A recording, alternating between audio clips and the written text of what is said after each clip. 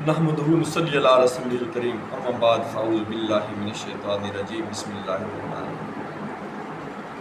بہت ہی اہم بات کہ ہمیں اس چیز کی فکر اور جستجو ہے، وہ کیا کہ ہم فخر تو سارے کرتے ہیں کہ الحمدللہ ہم مسلمان ہیں، الحمدللہ ہم انسان ہیں، اشرف المخلوقات ہیں، یہ ساری چیزیں ہم سنتے ہیں اور پڑھتے بھی ہیں الحمدللہ اچھی طریقے سے، لیکن کبھی غور کیا ہے، اپنا محاسبہ کیا ہے کہ میرا اور آپ کا مقام کیا ہے؟ سمجھنے کی کوشش کی ہے کہ بے شک 18,000 کم و بیش مخلوقات بنائی اللہ جل شانہ، جس میں انسان اشرف المخلوقات بنایا، اور 1,24,000 کم و بیش پیغمبر پیدا کیے، اس میں پیغمبر آخر زمان حضرت محمد مصطفیٰ صلی اللہ علیہ وسلم عطا کیا، اور پھر شریعت محمدی صلی اللہ علیہ وسلم ہمیں عطا کی،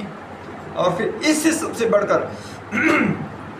ہمیں جو اللہ جل شانہ یہ ٹائٹل دیا کہ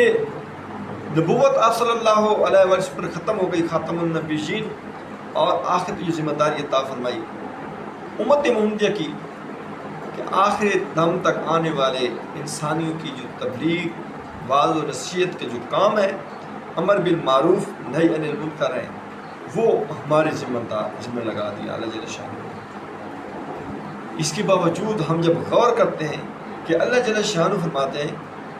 سورۃ الفرقان آیت نمبر 63 کے اندر کہ وَعِبَادُ الرحمن، کہ اللہ کے خاص بندے کون ہیں؟ ضروری بات ہے، ہم سب جستجو کرتے ہیں، تلاش کرتے ہیں کہ میرا مقام کیا ہے اللہ کے نزدیک، کہ جو اللہ کے خاص بندے وہ کون ہیں؟ نماز آپ اور میں بھی پڑھتے ہیں، صدقات بھی دیتے ہیں، خیرات بھی کرتے ہیں، روزے بھی رکھتے ہیں، اور صحابہ ستات کا حج بھی کرتے ہیں، لیکن اللہ جل شانہ نے جو کرائٹیریا رکھا ہے اپنے عباد الرحمن کا، وہ کیا رکھا ہے؟ کبھی ہم نے غور کیا اس بات پہ کہ اللہ جل شانہ آیت نمبر 63 سورۃ الفرقان کے اندر فرماتے ہیں کہ عباد الرحمن کون لوگ ہیں؟ اور پہلی نشانی جو بتائی اللہ جل شانہ نے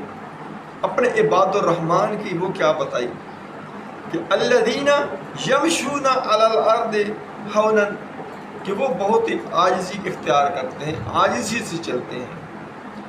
اور تمام تر زندگی اپنی اللہ اور اللہ کے رسول صلی اللہ علیہ وآلہ وسلم کے حکم کے مطابق گزارتے ہیں۔ اور دوسری عباد الرحمن جو اللہ کے خاص بندے، ان کی جو نشانی بتائی، وہ کیا بتائی کہ وَإِذَا خَاطَبَهُمُ الْجَاهِلُونَ قَالُوا سَلَامًا، کہ جب کوئی ان کو جاہل بندہ ٹکر جائے، ان کے ساتھ لغویات، بدتمیزی پہ اتر جائے، بد اخلاقی کر جائے، تو ان کے ساتھ ان کا کیا رویہ ہوتا ہے؟ قَالُوا سَلَامًا، ان کو صرف سلام کرتے ہیں، بدتمیزی نہیں کرتے ہیں۔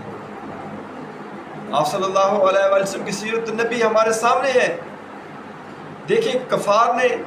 ایون کہ اپنے رشتہ داروں نے، ابو جہل نے، ابو لہب ان کی بیوی نے کیا کچھ کیا، وادی طیف میں آپ صلی اللہ علیہ وآلہ وسلم کے ساتھ کیا کچھ ہوا، یہ ایک علیحدہ ٹاپک ہے، لیکن آپ صلی اللہ علیہ وآلہ وسلم کے اخلاق جو خاتم النبیین ہیں، ہمارے پیارے نبی حضرت محمد مصطفیٰ صلی اللہ علیہ وآلہ وسلم، یہ مثال ہے جو قرآن پاک واضح فرما رہے ہیں کہ وہ جو میرے بندے ہیں وعباد الرحمن الذین یمشون علی الارض ہونا، عاجزی اختیار کرتے ہیں، اگر خدا نہ خواستہ کوئی ان سے بدتمیزی کرتا ہے، بد اخلاقی کرتا ہے، وَإِذَا خَاطَبَهُمُ الْجَاهِلُونَ، کیا کرتے ہیں؟ جب کوئی جاہل ان سے بات کرتا ہے تو کہتے ہیں قَالُوا سَلَامًا، ان پر بھی وہ سلام کرتے ہیں، ان کو بدتمیزی آگے نہیں کرتے۔ وادی طائف کو دیکھ لیں، اسی طرح آپ ابو لہب کی بیوی کو دیکھ لیں، یہاں تک کہ اللہ جل شانہ نے پوری ایک صورت اتار دی کہ تبت یدا ابی لہب وتب، لیکن پھر بھی اللہ جل شانہ کے محبوب نے کچھ بھی نہیں نکالا۔ اور پھر تیسری بات جو فرماتے ہیں